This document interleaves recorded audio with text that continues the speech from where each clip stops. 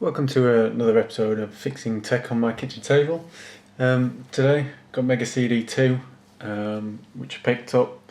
It's not getting any power, which looking on the old internet looks like it's probably a fuse inside. These are well known to blow fuses. So take it apart, have a look and see what happens. Picked this up on eBay. Got it with a Mega Drive 1, which is the older, better version, which has the graphics here, high definition graphics, which is a bit of an oxymoron these days. But it's got the serial adapter for the modem, which came out a long time ago. But apparently it's got a better sound chip in it, so that's quite good. But it came with the Mega CD, and the Mega Drive 1 works beautifully, but as I say, the Mega CD 2 doesn't even power on, so hopefully it's just the fuse. Can be easily changed.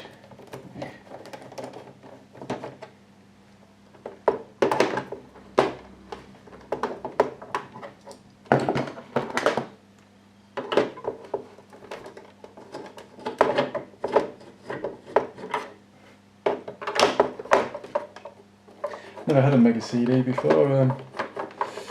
Always wanted one as a kid. To be honest, never even had a Mega Drive as a kid. But, things we get as we get older, right?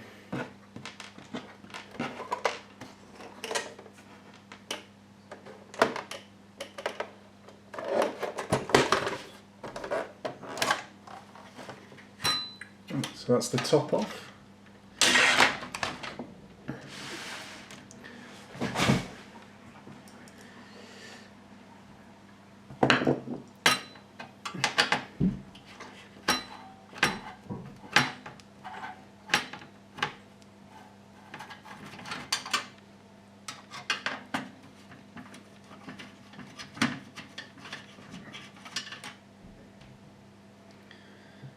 Missing a screw on the shielding, so maybe someone's had this apart already. Yeah, interesting to find out.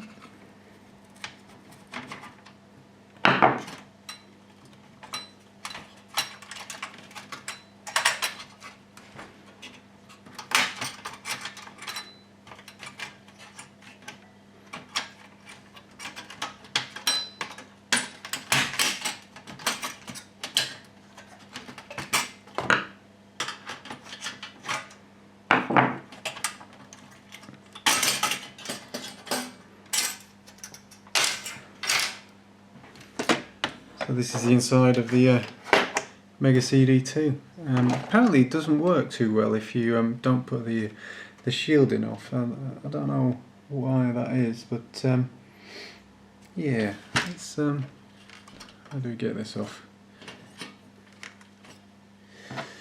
Possibly here.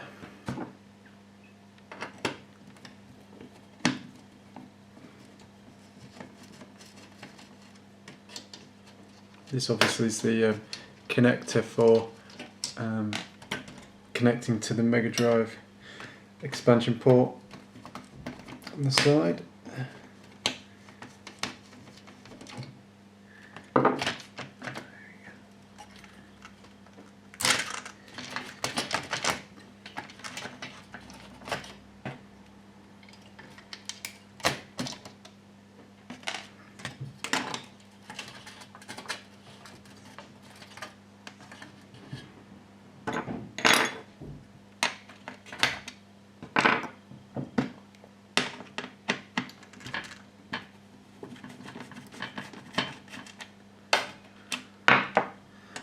Taking off the little LED there, with a bit of tape holding it on.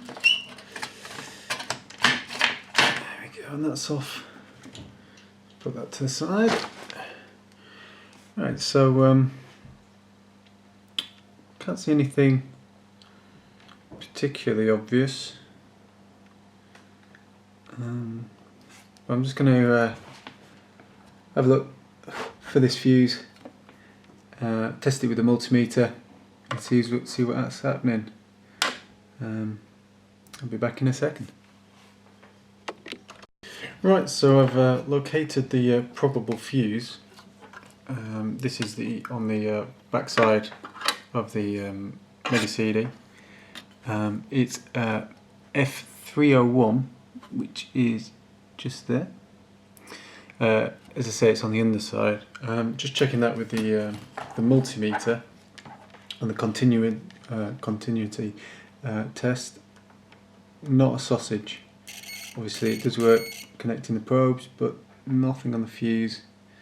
So I suspect that's gone pop. So I just need to change that fuse. Probably put an inline one in a glass tube, glass fuse. Need to pick one of them up. So I'll be back in a bit with a new fuse. Right, I've got the replacement fuse. Took a while to come in the post, but here we are. It's a glass tube, 2.5 amp quick blow. Also got a fuse holder. Reason for that is so if it does blow in the future, I can just quick change the fuse again. Apparently, for whatever reason, the fuses do seem to blow quite frequently. So I just need to take the old fuse off and stick the old holder on, and away we go.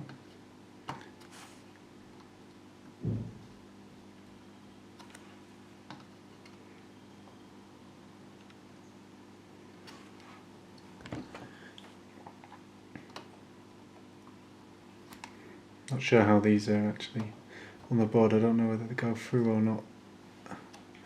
Oh, it's coming off a little bit there. Just try not to pull the traces off when you're unsoldering it. There we go.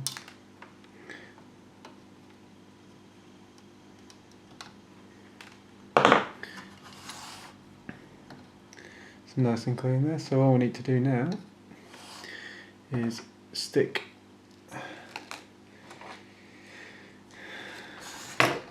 the ends of the holder on.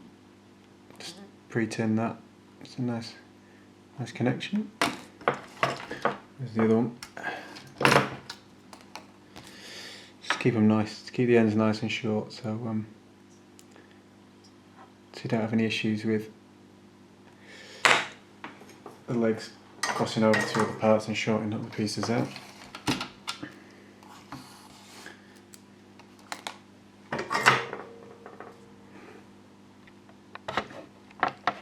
Try to get in there for you.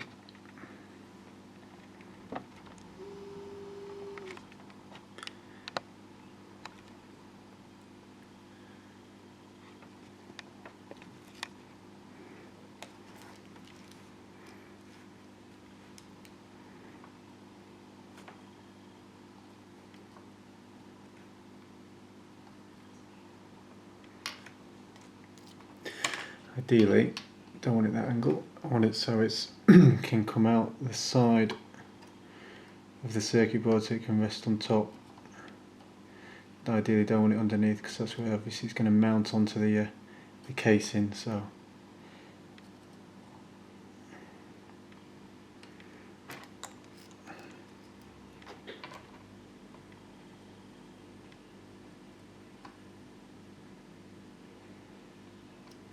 Right, so those are on. What I'm going to do now is stick the fuse in, stick it all back together and see if it works. Back in a bit. Then so I've just put the fuse in here. Let's maybe just see it poking out of the back. Then I haven't put the full top on for the Mega CD. Just hooked up this Mega Drive 2. Hooked up the power for the Mega CD and the power for the Mega Drive, the AV cable in the Mega Drive. You've got to be careful with these Mega CDs that it's actually not the same connector as the Mega Drive 2 because the pin is a centre negative rather than centre positive. 9 or 10 volts adapter if you're not using the official supplied adapters. So moment of truth, turn it on the Mega Drive and see what happens. Well, there we go. See, I've turned it on with no no cartridge in the Mega Drive. It thinks the door's open because the switch isn't pressed. There is tactile little switch here that I'm just pressing, but yeah, fixed sort of the issue. So I suppose it's time to buy some Mega CD games because I haven't got any. I'm going to throw an audio CD and see if that plays. So yeah, great. Right then, I'm still struggling with this Mega CD just because when I turn it on, it seems that the lens is working.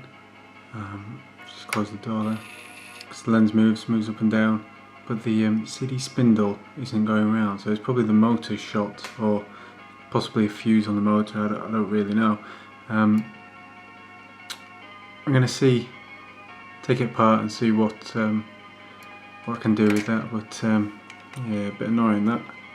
As you can see, if I reset this and close the door, it does reset the lens and try to look for the disc. And if you put the disc on, it's just an audio CD.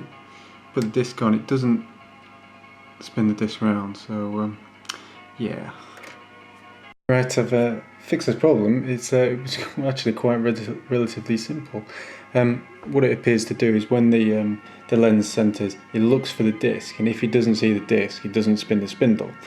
Now, just clean the lens with a bit of cloth, and now if I just pop that on, I don't think the CD will go around because obviously there's no magnet on it, but as you can see, it is actually spinning the spindle. So get the roof back on it, on the casing, and I'll hopefully get a music player coming up. So back in two. The top back on. Let's give it a go, shall we? Just put it down, turn it on. I can hear the spindle going around as usual. Checking this, press the start button. Pressing the start button brings up, oh, music player. Guess we just play. And it's playing the music. Don't know what it is, something the missus had, but awesome, seems to work. And nice bargain Mega CD. Yeah, great. Time to get some games, I suppose. That's it for this episode of Fixing Tech on My Kitchen Table. Tune in for the next time, alright?